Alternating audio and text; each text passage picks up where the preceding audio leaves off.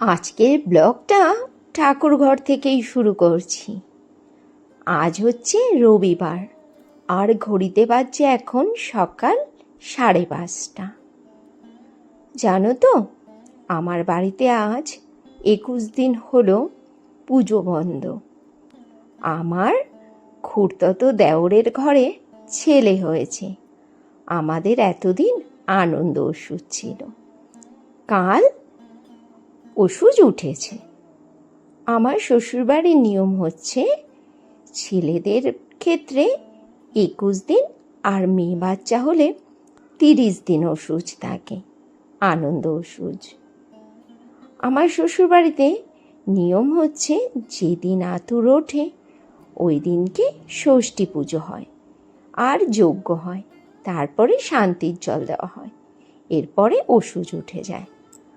আনন্দ ওষুধে তেমনভাবে কিছুই পালন করতে হয় না, শুধু পুজো বন্ধ। আচ্ছা, এটা কেমন নিয়ম হলো বলো তো? খাওয়া পড়া ঘোরা সব কিছু চলছে, শুধু পুজোর বেলাতেই ওষুধ। আমার না এই জিনিসটা একদম ভালো লাগে না। বাড়িতে একজনের নতুন সদস্য এসেছে, কোথায় আনন্দ, আরও বেশি করে ঠাকুরকে ধন্যবাদ জানানোর জন্য পুজো অর্চনা হবে? না, পুজো বন্ধ, সব চলবে, শুধু ঠাকুরকে সেবা দেওয়া হবে না। আমার মনটা প্রচণ্ড খারাপ ছিল জানো এই কদিন ধরে। আমার গোপু সোনা তার বড় মায়ের বাড়িতে রয়েছে কতদিন ধরে। যখন শ্বশুরবাড়ি থেকে ফোন এলো যে আমাদের বাড়িতে খুব খুশির খবর এসেছি, বাড়িতে একজন সদস্য বেড়েছে, মাসিকে বললাম এসে গপুকে নিয়ে যাও। আমি তো আর গপুর সেবা করতে পারবো না কদিন, গপু তার সেবা করার হাত থেকে আমাকে কদিন বঞ্চিত করলো। জানো তো, ভোরবেলাতে একদম 5:30টার সময় উঠে স্নান করে ঢুকে গেছিলাম ঠাকুর ঘরে। মনটা যে আমার ঠাকুর ঘরেই পড়েছিল এতদিন ধরে। ঠাকুরের আসন পরিষ্কার করে, ঠাকুরের পোশাক পরিবর্তন করে, সব ঠাকুরকে গঙ্গা জল দিয়ে স্নান করিয়ে ঠিকঠাক করলাম। এরপরে ঠাকুরের ফুল টুল তুলে গুছিয়ে রেখে, কতদিন ধরে ঠাকুর বাসনগুলো মাজা হয় না, পিতলের বাসনগুলো একদম কালো হয়ে গেছে, ঠাকুর বাসনগুলো মেজে নিচ্ছি।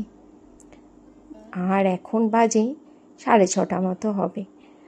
চলে এলাম আবার ওপরের ঘরে, পুজো দেবো তো, তাই ঘরদোরগুলো তো পুছতে হবে।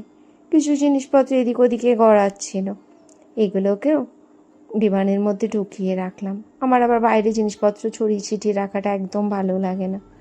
আর কালকে যে বড়মশাইয়ের জামা কাপড়গুলো কেচেছিলাম না, সেইগুলো এখনও ভাঁজ করার টাইম পাইনি, গামলার মধ্যেই পড়ে রয়েছে। ওগুলোকেও সব আবার গোছাতে হবে, কাল একদমই সময় ছিল না যেগুলো গুছিয়ে রাখবো।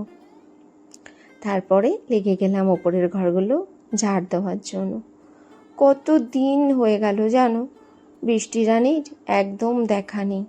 কি প্রচণ্ড যে গরম পড়েছে, বাপরে বাপ, সহ্যর সীমা অতিক্রম হয়ে যাচ্ছে।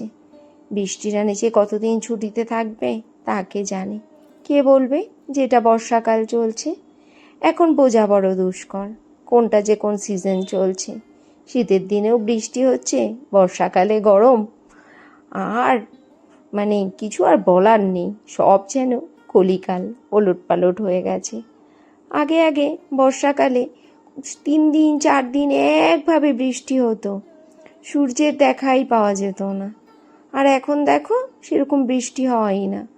আর আগেকার দিনে মনে পড়ে সেসব কথাগুলো। ভেজা জামা কাপড় তো শুকানোর জায়গাই থাকতো না। সে আমাদের বাড়িতে ছিল টালির চাল, টালির চালের সামনে দিয়ে কোনো রকম জল ঝরিয়ে খাটের স্ট্যান্ড ঘরের আড়াতে জামা কাপড় মেলে রাখা হতো। আর রোদ না দেখানোর জন্য কি বাজে একটা গন্ধ হয়ে যেত জামা কাপড় দিয়ে। এখন কিন্তু সেটা আর হয় না। এই দেখো, ওপরের ঘরদোর মুছে তারপরে মেশিনে জামা কাপড় লাগিয়ে দিচ্ছি। জামা কাপড় কাচার কথা উঠতেই আবার এদিকে মেশিনে জামা কাপড়গুলো লাগাচ্ছি। আজ খুব একটা বেশি জামা কাপড় নেই, অল্পই আছে। ভাবলাম তাড়াতাড়ি করে মেশিনটা লাগিয়ে দিই, এদিকে কাচা হতে থাক, আমি নিচের ঘরের কাজগুলো করে নেব। বড়মশাইকে পাঠিয়েছিলাম বেকারি কাকুর কাছে বিস্কিট আনতে, আমি এদিকে ঘরে যেন কি একটা কাজ করছিলাম মনে নেই। আর দেখো লোকের কাণ্ড, একবারে 5 প্যাকেট বিস্কিট নিয়ে নিয়েছে। বলো তো, এই বিস্কিটগুলো এমনিতেই বেশি দিন থাকলে নরম হয়ে যায়। রোজই কাকু আসে, এতগুলো নেওয়ার মানে হয়? আর এই যে আমার কাজ কিভাবে বাড়িয়েছে দেখো, কত রকমের মাছ নিয়ে এসেছে। ইলিশ মাছ, মৌরালা মাছ, চিংড়ি মাছ। এই মাছগুলোকে কেটে ধুয়ে পরিষ্কার করে রাখতে কি সময় লাগে না? মাছ কেটে ধুয়ে উঠে রান্না সারতে সারতে অনেকটা বেলা হয়ে গেছিল। আজ আর তোমাদের সাথে রান্না বান্না কি হলো না হলো কিছুই শেয়ার করতে পারলাম না। রান্না বান্নার পরে কিচেনটাকেও ভালো করে পরিষ্কার করে নিচ্ছি। জানো তো, আমি প্রতিদিন খুব ভালো করে আমার কিচেনকে পরিষ্কার করি, একদম ডিটারজেন্ট দিয়ে। রান্না বান্নার পরে কিচেনের ফ্লোরটাও প্রতিদিন ডিটারজেন্ট দিয়েই মুছে দিই। যেদিন মাছ হয় সেদিন তো বিশেষ করে পুছবই ফ্লোরও ডিটারজেন্ট দিয়ে। তারপরে ঘর দৌড় পুছে, মানে নিচের ঘরগুলো পোছা বাকি ছিল, চলে এলাম বাসন মাজার জন্য। এখন বাজে দুপুর 2:30, পুজো দিয়ে কেবলই নিচে নামলাম। আর দেখে নাও এখন লাঞ্চ করব। লাঞ্চ মেনুতে কি কি রয়েছে। আজকে এই যে মাছ কাটতে কাটতে পালিয়ে গেছিলাম, আর তোমাদের সঙ্গে রান্না বান্নার কিচ্ছু শেয়ার করতে পারিনি। দেখে নাও আজকে লাঞ্চ মেনুতে কি কি রয়েছে। এখানে রয়েছে ভাত, রয়েছে উচ্ছে, বেগুন, আলু দিয়ে মোরলা মাছের একটা গামাখা ঝোল, প্রতিষ্ঠার জন্য একটু মাছ ভেজে রেখেছি, রয়েছে বড়মশাইয়ের প্রিয় পাট শাকের ঝোল, আর রাতে রুটি খাওয়ার জন্য করে রেখেছি ঘুগনি। আজকের লাঞ্চ মেনুতে এইটুকুই। আবার ফেরত চলে এলাম সন্ধেবেলাতে। সন্ধে পুজো করে তারপরে চা করলাম। চা পর্ব সেরে একটু সিমুই বানিয়ে নিচ্ছি। অনেক দিন ধরে সিমুই খাবো ভাবছিলাম জানো, আজ ভাবলাম বানিয়েই ফেলি। আমি আবার একটু মিষ্টি খেতে খুব ভালোবাসি, একটু নয়, মিষ্টি খাওয়ার পোকা আমি। আমাকে গুজিয়া রসগোল্লা যা দেবে সেটাই খেয়ে নেব। যদি একান্তই ঘরে কিছু না থাকে আর আমার প্রচণ্ড মিষ্টি খেতে ইচ্ছে করে, তাহলে সিমুই বানিয়ে নিই। আর যদি সিমুইও না করতে পারি তাহলে চিনি দিয়ে খেয়ে নিই রুটি, তবু আমার মিষ্টি খেতেই হবে। মিষ্টি খাওয়াটা শুনেছি সাংঘাতিক নেশা। আর এই দেখো, সকালে বললাম না জামা কাপড়গুলো গোছানো হয়নি, সেগুলোকেও এখন গুছিয়ে নিচ্ছি। আর এই যে বড়মশাইয়ের কতগুলো শার্ট, এগুলোকে এখন প্রেসে পাঠাবো। আগের লটেও অনেকগুলো কেচে এই যে ব্যাগের মধ্যে ভরে রেখেছিলাম, এগুলোকেও পাঠিয়ে দিচ্ছি প্রেস করতে। বড়মশাইয়ের তো এখন মজাই মজা, প্রতিদিন একদম প্রেস করা কাঁচা জামা কাপড় পরবে। আর ওই যে মপটা ভেঙে গেছিলো বললাম না, কদিন ধরেই ভাবছিলাম একটা মপ অর্ডার করব।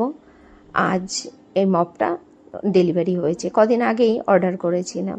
500 টাকা নিল জানো মপটা। আপাতত তো শুধু বালতিটা ব্যবহার হবে, আর মপের পোছাটা রেখে দেবো, কেননা ওটা তো ভালোই আছে, শুধু বালতিটাই ভেঙে গেছিল।